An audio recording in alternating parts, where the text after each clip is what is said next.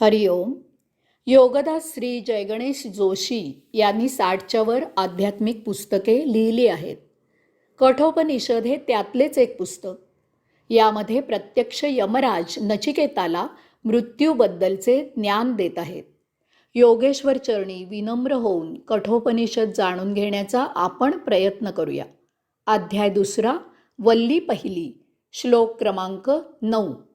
यथा च उदेति सूर्या अस्तम यत्र च गच्छति तम देवा सर्वे अर्पिता तत् ऊन अत्येति कश्चन एतत् वै तत्. अन्वयार्थ. ज्याच्यातून सूर्य उगवतो आणि त्यातच तो मावळतो, ज्याला सर्व देव अर्पित आहेत, जे त्याला ओलांडू शकत नाहीत, हाच तू विचारत असलेला परमात्मा होय. आपला सूर्य दररोज उगवतो आणि मावळतो. अर्थातच हे उगवणे आणि मावळणे कशात तरी होत असते. ते विश्वात होत असते. विश्वात सर्व सूर्यांच्या मध्ये, धूमकेतूंच्या मध्ये, सर्व ग्रह ताऱ्यांच्या मध्ये ब्रह्म पसरलेले आहे. या ब्रह्मात सूर्य उगवतो आणि मावळतो. हे ब्रह्म हाच परमात्मा होय. वास्तविक आपला सूर्य उगवतही नाही आणि मावळतही नाही. हा भास आहे. आपली पृथ्वी त्याच्या भोवती फिरते आहे. आपला सूर्य आणि असेच लाखो सूर्य, ग्रहतारे, धूमकेतू इत्यादी सर्व एका मूळ केंद्राशी फिरत आहेत. संपूर्ण विश्व हे गतिमान आहे. ते स्थिर नाही. जसे ग्रह त्यांच्या सूर्याभोवती फिरत आहेत, तसे हे लाखो सूर्य, ग्रहतारे, धूमकेतू इत्यादी त्यांच्या ग्रहांसह एका केंद्राभोवती फिरत आहेत. देव याचा अर्थ तेज, प्रकाश असाही आहे. सर्व देव अर्पित आहेत याचा अर्थ सर्व सूर्य, तारे इत्यादी ज्या एका केंद्राभोवती फिरत आहेत, त्या केंद्राला ते समर्पित आहेत. हे केंद्र म्हणजेच तो परमात्मा होय. हे लाखो सूर्य, ग्रह, तारे, धूमकेतू इत्यादी त्याला ओलांडू शकत नाहीत. प्रवास सरळ रेषेत चालू असेल तर तो प्रवास आपण थांबवेपर्यंत किंवा अनंत होईल. परंतु जर प्रवास एका आसाभोवती, एका केंद्राभोवती फिरत होत असेल तर अर्थातच तो आस सोडून प्रवास होऊ शकणार नाही. या केंद्रबिंदूभोवती या प्रवासाचा परीघ तयार होईल. हा परीघ सोडून प्रवासी बाहेर जाऊ शकणार नाही. ते केंद्र या परीघाला आपल्या सभोवती पकडून ठेवील. हे लाखो सूर्य, ग्रहतारे, धूमकेतू इत्यादी एका केंद्राभोवती परीघात फिरत आहेत. त्याला ते ओलांडू शकत नाहीत. हे केंद्र म्हणजेच परमात्मा होय. हरिओम. आता पुढचा श्लोक क्रमांक 10. यत एव इह तत् अमृत अमुत्र यत अमुत्र तत् नु इह मृत्यो समृत्युम आपनोति यह इह नानेव पश्यति. अन्वयार्थ. जे आत्मतत्व येथे सर्वत्र पसरले आहे तेच तेथे आहे.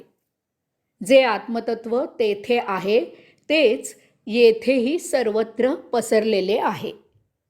जो आत्मतत्वाला अनेकत्वाने पाहतो तो मृत्यूमागून मृत्यू प्राप्त करून घेतो. मंत्र म्हणजे श्लोक 3 ते 9 यामध्ये यमराजांनी परमात्म्याची अनेक प्रकारे ओळख करून दिलेली आहे. थोडक्यात इथे त्याची आपण उजळणी करूया. मंत्र 3 म्हणजे श्लोक 3. जीवात्मा ज्याच्या चेतनेमुळे भौतिक जगतात उपभोगतो तो परमात्मा आहे. मंत्र 4 श्लोक 4. आपण निद्राधीन झालो तरी आपल्यातील चेतना जागृत असते. ही चेतना हाच परमात्मा आहे. मंत्र 5 श्लोक 5. कालातीत असल्यामुळे आपल्याला जन्मोजन्मी कर्म उपभोगण्यास चेतना देणारा, आपलं पोषण करणारा म्हणजेच परमात्मा होय. मंत्र 6 म्हणजे श्लोक 6, विश्वाच्याही आधी असलेला आपल्या हृदयात जो वास करतो तो म्हणजेच परमात्मा होय. मंत्र 7 श्लोक 7, संपूर्ण विश्वातील तसेच आपल्या शरीरातील दिव्य ऊर्जा आदिती म्हणजेच परमात्मा होय. मंत्र 8 म्हणजेच श्लोक 8, अग्नी म्हणजेच परमात्मा होय. आणि मंत्र 9, सर्व विश्व ज्याच्या अधीन आहे तोच परमात्मा होय. हे सर्व सांगण्याचा उद्देश असा आहे की जळी स्थळी काष्टी पाषाणी सर्व चराचर सृष्टीमध्ये विश्वामध्ये विश्वाच्या बाहेर विश्वाची परिसीमा घालून परमात्मा भरलेला आहे.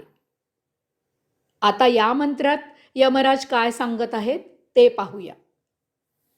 आपण 10 मध्ये सुरुवातीला पाहिले की यमराजांनी परमात्म्याची 7 प्रकारे ओळख करून दिली आहे. ही विविधता सांगण्याचा उद्देश असा आहे की परमात्मा सर्वत्र आहे आणि तो निरनिराळ्या रूपामध्ये आहे. परमात्म्याच्या अस्तित्वाला कसलाच कोणताच अपवाद नाही, कारण कृती ही कृती असते. ती चांगली की वाईट हे तुमचं मन ठरवतं. भौतिक सुख हे सुद्धा त्या परमात्म्यामुळेच उपभोगता येते. त्याच्या अस्तित्वाशिवाय एकही गोष्ट पूर्ण असू शकत नाही. त्याच्याशिवाय ती अपुरी राहील.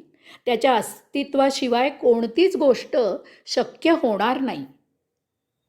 असे एकही ठिकाण नाही जिथे परमात्मा नाही. प्रत्येक ठिकाणी परमात्मा आपल्याला दिसत नाही, जाणवत नाही. याचा अर्थ असा नाही की तो तिथे नाहीच. तो आकलन होत नाही हा आपला दोष आहे. तो अनाकलनीय आहे. त्याला सर्वत्र जाणायला आपण अपुरे पडतो. आपले प्रयत्न कमी पडतात. जिथे चैतन्य आहे तिथे परमात्मा आहे, कारण चैतन्य परमात्म्याशिवाय असूच शकत नाही. जिथे चैतन्य नाही तिथेही तो परमात्मा आहे. चैतन्य नाही म्हणजे आत्ता ते अप्रकट आहे इतकंच. ते त्या वस्तूत सुप्त आहे एवढाच त्याचा अर्थ आहे. केव्हा ना केव्हा तरी ते तिथे होते. भविष्यात ते केव्हाही प्रकट होऊ शकते. या घडीला ते जाणवत नाहीये एवढंच. याचा अर्थ विश्वात आणि विश्वाबाहेर परमतत्व एकच एक आहे. ते सर्वत्र पसरलेलं आहे. सजीव निर्जीव चल अचल अशा प्रत्येक ठिकाणी परमात्म्याचा वास असतो. मानवाने हे ओळखावं तरच तो ब्रह्माचरण आचरू शकेल. नाहीतर भेदभाव निर्माण होऊन त्यातून रिपू तयार होतील. रिपूंमुळे भोग निर्माण होतील. हे भोग संचित होऊन जन्म मरणाचे फेरे घ्यावे लागतील. जन्मोजन्मी मुक्तीसाठी भटकंती होईल. हरिओम.